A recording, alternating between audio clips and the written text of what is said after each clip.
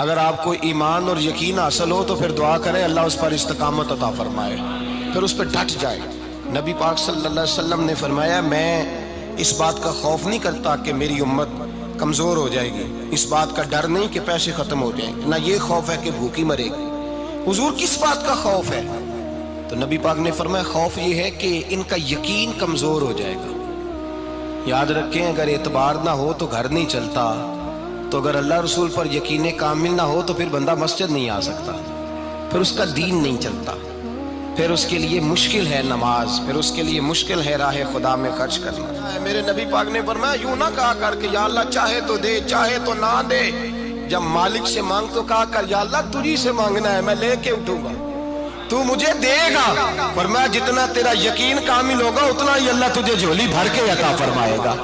کمزور سا مسلمان، لڑکھڑاتا سا مسلمان دیکھتا ہوں کرتا ہوں، اور یہ بھی نہ دیکھا کریں بھائی ایمان یقین کو استقامت کے درجے پہ لیں، یہ نہ دیکھا کریں کہ وہ کیسے دے گا، وہ کسی وسیلے کا محتاج نہیں ہے، وسیلے کو پسند کرتا ہے، پر وسیلے کا محتاج وہ بغیر وسیلے کے بھی دے دیتا ہے۔ ہر آدمی ماں باپ کے ذریعے پیدا ہوتا ہے، اگر پیدا کرنا چاہے تو جناب عیسیٰ کو بغیر باپ کے پیدا کر دیتا ہے، اگر پیدا کرنا چاہے تو حضرت آدم کو بغیر ماں اور باپ کے پیدا کر دیتا ہے۔ جب یقین رکھیں، یقین قرآن مجید پڑھیے،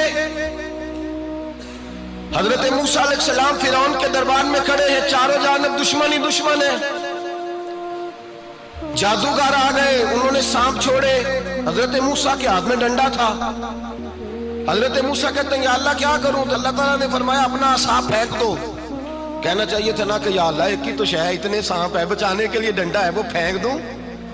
ڈنڈا پھینکا جاتا ہے، سانپ کو دیکھ کر کے قابو کیا جاتا ہے۔ یہ میرا اور آپ کا ذوق ہے نا، لیکن انبیاء کرام کا انداز ملاحظہ کیجئے میرے عزیزو۔ اللہ فرماتے ہیں ڈنڈا، اے موسیٰ ڈال دے اپنا عصا۔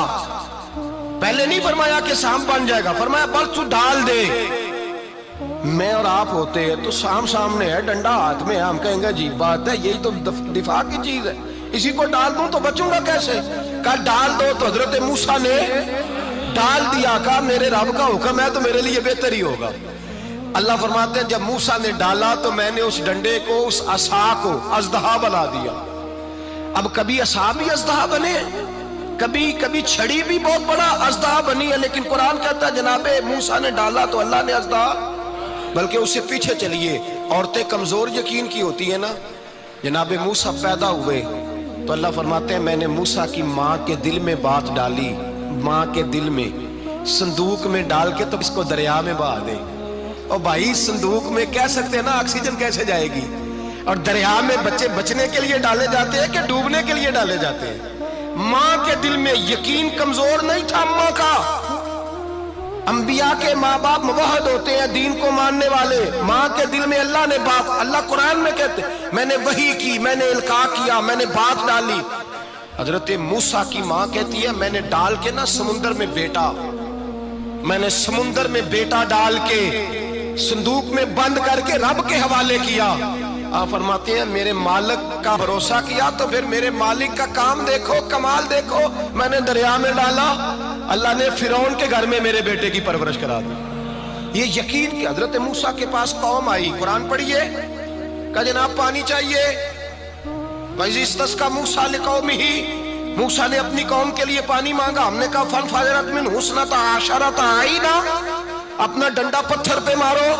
عقل والا آدمی ہوتا تو اڑ جاتا، کہتا یا اللہ پتھروں سے بھی کبھی پانی نکلا ہے؟ اضرب بعصاک الحجر، مارو پتھر پہ ڈنڈا۔ اللہ کے نبی نے منٹ نہیں لگایا، ٹھا کر کے ڈنڈا لگایا، فَانْفَجَرَتْ مِنْهُ اثْنَتَا عَشَرَةَ عَيْنًا۔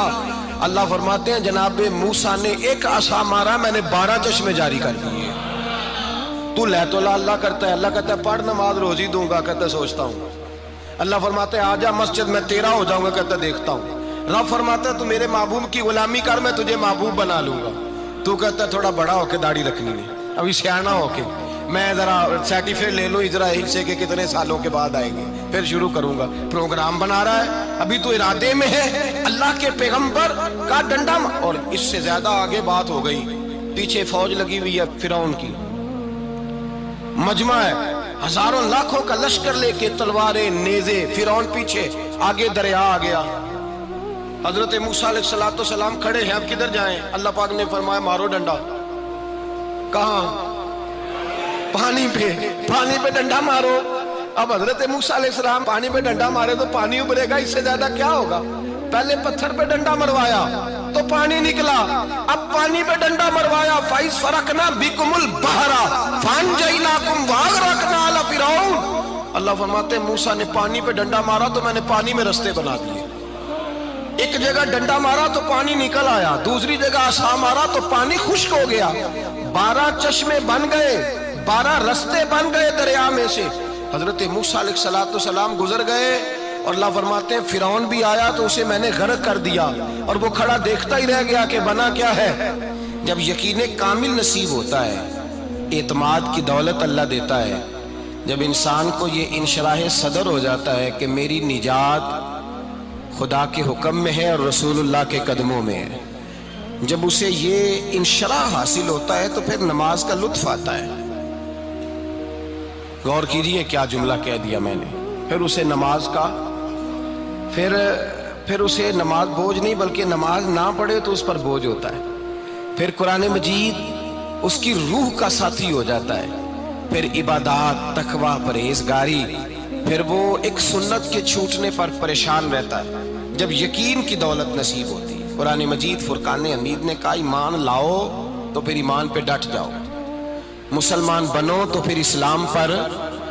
پھر یہ جو کمزوری ہے نا، یہ دیکھتے ہیں، کرتے ہیں، چلتے ہیں، ابھی کل ابھی پرسوں بہانے ہیلے، ابھی میں نماز شروع کرتا ہوں دیکھتا ہوں لا الہ الا اللہ محمد الرسول اللہ صلی اللہ علیہ، جب کسی نے کلمہ پڑھا تو اس پر پورا دین ضروری ہے، پورا۔ اب وہ یہ نہیں کہہ سکتا کہ تھوڑا تھوڑا کر کے آؤں گا۔ یقین کی دولت نعمت ہے۔ اللہ پاک قرآن مجید میں فرماتے ہیں ان الذین قالوا ربنا اللہ ثم استقاموا، جنہوں نے کہا کہ اللہ ہمارا رب ہے اور پھر وہ اس پر ڈٹ گئے، پھر اس پر وہ کہا تو ڈٹ گئے، کھڑے ہو گئے، نہیں اللہ ہی رب ہے، اللہ ہی دینے والا، اللہ ہی مالک، اللہ ہی ہمارا رازق ہے، رب ہی ہمارا سب کچھ۔ جب ڈٹ گئے تو فرمایا تتنزل علیہم الملائکہ، پھر میں ان کی مدد کے لیے آسمان سے فرشتوں کا نزول فرمایا کرتا ہوں۔ فرشتے کیا کہتے ہیں؟ اللہ تخافوا ولا تحزنوا، غم نہ کرنا، خوف نہ کھانا، وابشروا بالجنۃ التی کنتم توعدون، ہم تو تمہیں اللہ تبارک و تعالیٰ کی اس جنت کی خوشخبری دینے آئے ہیں جس کا رب نے تمہارے ساتھ وعدہ کیا ہوا ہے۔ پھر فرشتوں کا نزول ہوتا ہے، لیکن شرط کیا ہے کہ ایمان لائے، اور پھر ایمان پر پھر یہ نہ سوچے کہ وہ کس طرح دے گا، وہ کیسے عطا کرے گا، وہ میری مدد کس طرح کرے گا، نظام کیسے چلے، ڈٹ جائے، کہے میرے اللہ کا حکم ہے تو میں نے حلال ہی کھانا ہے، میرے رب کا حکم ہے تو میں نے تھوڑے پہ گزارا کرنا ہے، میرے مالک کا حکم ہے تو میں نے اپنی جیب دیکھنی یا دوسرے کی نہیں دیکھنی، میرے رب کا حکم ہے تو میں نے اس کی اطاعت میں رہنا۔ جب ڈٹ جائے گا اللہ کے احکامات پر، جب ڈٹ جائے گا تو اللہ فرماتا ہے پھر میں تیری مدد کے لیے فرشتوں کا نزول کروں گا۔ نبی پاک صلی اللہ علیہ وسلم نے فرمایا 2 دولتیں اگر کسی کو اللہ دے دے تو سمجھے اللہ نے اسے دنیا کی سب سے زیادہ دولت عطا فرما دی۔ یا رسول اللہ وہ کون کون سی چیزیں ہیں؟ فرمایا ایک جس شخص کو اللہ نے معاف کرنے کی دولت عطا کر دی، جو معاف کرنے لگ گیا، جس کی طبیعت میں درگزر آ گیا، جو معاف کرنے لگا، غلطیاں معاف کرنے لگا، جس کو ایک دولت یہ مل گئی۔ اور دوسرا میرے مصطفیٰ نے فرمایا جسے اللہ نے یقین کی دولت عطا فرما دی، جس کو یہ 2 دولتیں مل جائیں، ایک درگزر کرنا، دوسرا رب رسول پہ یقین کامل رکھنا، اسے کائنات کی ہر شے مل گئی۔ میرے نبی پاک نے فرمایا جب بھی دعا مانگو خدا سے یہ 2 نعمتیں مانگا کرو، عرض کیا کرو اے اللہ درگزر کی دولت عطا فرما، اے اللہ تو ہمیں یقین کی دولت عطا فرما، ایمان کی قوت اور پختگی نصیب فرما۔ میرے بھائی حضور نے فرمایا مانگ کے لو۔ کمزور ایمان والا شخص کسی کام کا نہیں ہوتا۔ جس آدمی کے ذہن میں شک کا بیج ایک دفعہ جنم لیتا ہے وہ آدمی تو غلام سے بدتر ہے، بے کیف سجدہ، روٹھی روٹھی سی عبادت، اس کی زندگی کیفیات سے خالی ہے۔ جس شخص کو پتہ چل جائے نا لوگ میرے مخالف ہیں، اس کا تو سجن رہتا ہی کوئی نہیں۔ اصل بات یہ ہوتی ہے کہ یہاں سوچ بیٹھا ہے کہ دنیا میرے خلاف ہے، یہاں مخالفت یہاں بیٹھ گئی ہے، دو بندے باتیں کر رہے ہیں تو پریشان ہے، میرے خلاف ہی لگے ہوئے ہیں، میری ہی بات ہو رہی ہے، کیونکہ اصل تکلیف کہاں ہے؟